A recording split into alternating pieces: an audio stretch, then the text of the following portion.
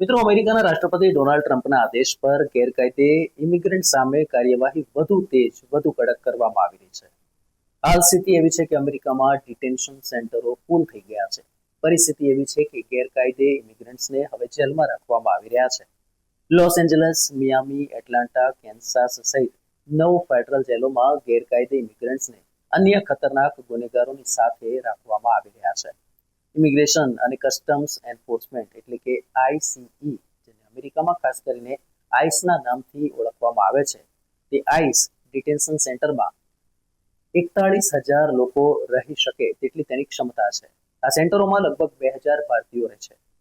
નમસ્કાર મિત્રો, real voice of ઇન્ડિયામાં આપનું સ્વાગત. મારું નામ છે નેહલ મોદી. દરરોજ આશરે 1200 ગેરકાયદે ઇમિગ્રન્ટ્સની ધરપકડ અમેરિકામાં થઈ રહી છે. US homeland security secretary Kristi નિયોમે જણાવ્યું હતું કે ગેરકાયદેસર ઇમિગ્રન્ટ્સના બીજા જૂથને પણ ગ્વાન્તાનામો નેવી બેઝ ખાતે મોકલવામાં આવી રહ્યા છે. દરરોજ 1200 ગેરકાયદે ઇમિગ્રન્ટ્સ પકડાઈ રહ્યા છે. પોલીસ ટાસ્ક ફોર્સ ગેરકાયદે ઇમિગ્રન્ટ્સને પણ પકડશે. ટ્રમ્પના બોર્ડર ઝાર હોમને પોલીસ કમિશનરોને ગેરકાયદે ઇમિગ્રન્ટ્સને ઓળખવા અને તેમની ધરપકડ કરવાનો આદેશ આપ્યો છે.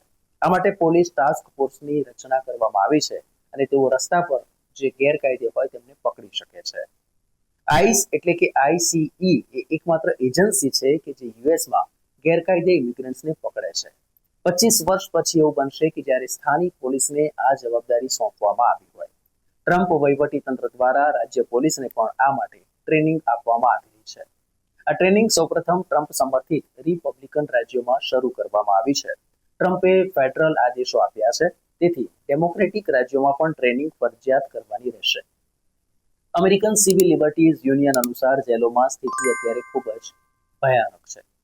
ગેરકાયદેસર ઇમિગ્રન્ટ્સને સમયસર ભોજન નથી મળી રહ્યું. તેમને આપવામાં આવતો ખોરાક વાસી તેમજ દુર્ગંધ મારતો હોય છે. ગેરકાયદે ઇમિગ્રન્ટ્સને કડકડતી શિયાળાની ઠંડીમાં ફ્લોર પર સૂવા મજબૂર થવું પડે છે. તેમને જેલની સૌથી જર્જરિત કોટડીમાં પૂરવામાં આવી રહ્યા છે. ગેરકાયદેસર દરમિયાન સરકારે ભારતીયો સાથે દુર્વ્યવહાર થયાની શક્યતા અંગે પણ ચિંતા વ્યક્ત કરી છે. એક માહિતી અનુસાર ગેરકાયદે ઇમિગ્રન્ટ્સને દિવસ દરમિયાન માત્ર અડધો કલાક માટે સેલમાંથી બહાર કાઢવામાં આવે છે. ઉલ્લેખનીય છે કે અગાઉ 2019માં ટ્રમ્પની જ સરકાર હતી ત્યારે ટ્રમ્પે તેમના પહેલા કાર્યકાળ દરમિયાન ગેરકાયદે ઇમિગ્રન્ટ્સને જેલમાં રાખવાનો આદેશ આપ્યો હતો. હા, જો કે તેનો અમલ નહોતો થયો, પરંતુ આ વખતે ટ્રમ્પ કોઈ કસર છોડવા માંગતા હોય તેવું લાગતું નથી, જેને લઈને ગેરકાયદે વસતા લોકોની ઊંઘ હરામ થઈ ગઈ છે. ઉલ્લેખનીય છે કે તાજેતરમાં 104 ભારતીયોને અમેરિકાએ ડિપોર્ટ કર્યા હતા. અમેરિકાથી ડિપોર્ટ કરાયેલા 104 ભારતીયોને લઈને એક અમેરિકન લશ્કરી C-17 ગ્લોબ માસ્ટર વિમાન 5 ફેબ્રુઆરીના રોજ પંજાબના અમૃતસર એરપોર્ટ ખાતે આવી પહોંચ્યું હતું. આટલેથી નહીં અટકતા હવે અમેરિકા વધુ 487 ભારતીયોને ડિપોર્ટ કરવા માટે આતુર છે.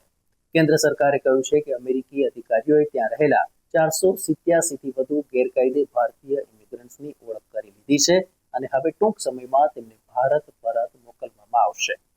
અમેરિકામાંથી ગેરકાયદે ભારતીય ઇમિગ્રન્ટ્સને ડિપોર્ટ કરવા અંગે વિદેશ સચિવ વિક્રમ મિસ્ત્રીએ જણાવ્યું હતું કે વિદેશ મંત્રી EMA અમેરિકન અધિકારીઓ દ્વારા શેર કરાયેલી સ્ટાન્ડર્ડ ઓપરેટિંગ પ્રોસિજર એટલે કે SOP વિશેની માહિતી આપી છે.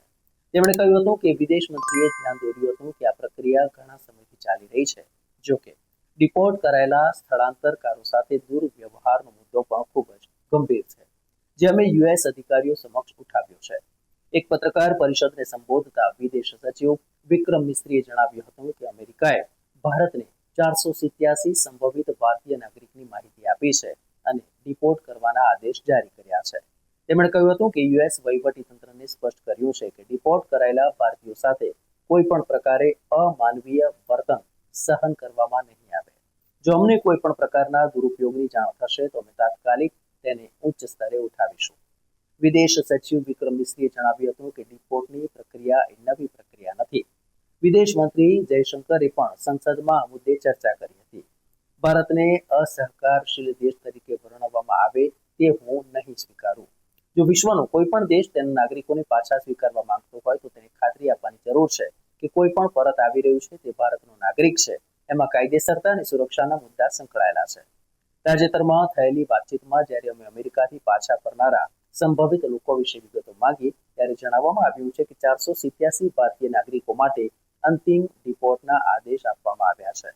અમેરિકામાંથી ગેરકાયદે ભારતીય ઇમિગ્રન્ટ્સને ડિપોર્ટ કરવા માટે લશ્કરી વિમાનનો ઉપયોગ અમેરિકા કરી રહ્યું છે. ઉલ્લેખનીય છે કે ડિપોર્ટ પ્રક્રિયા ઘણા વર્ષોથી ચાલતી પ્રક્રિયા હોય છે, પરંતુ આ વખતની પ્રક્રિયા થોડી અલગ છે.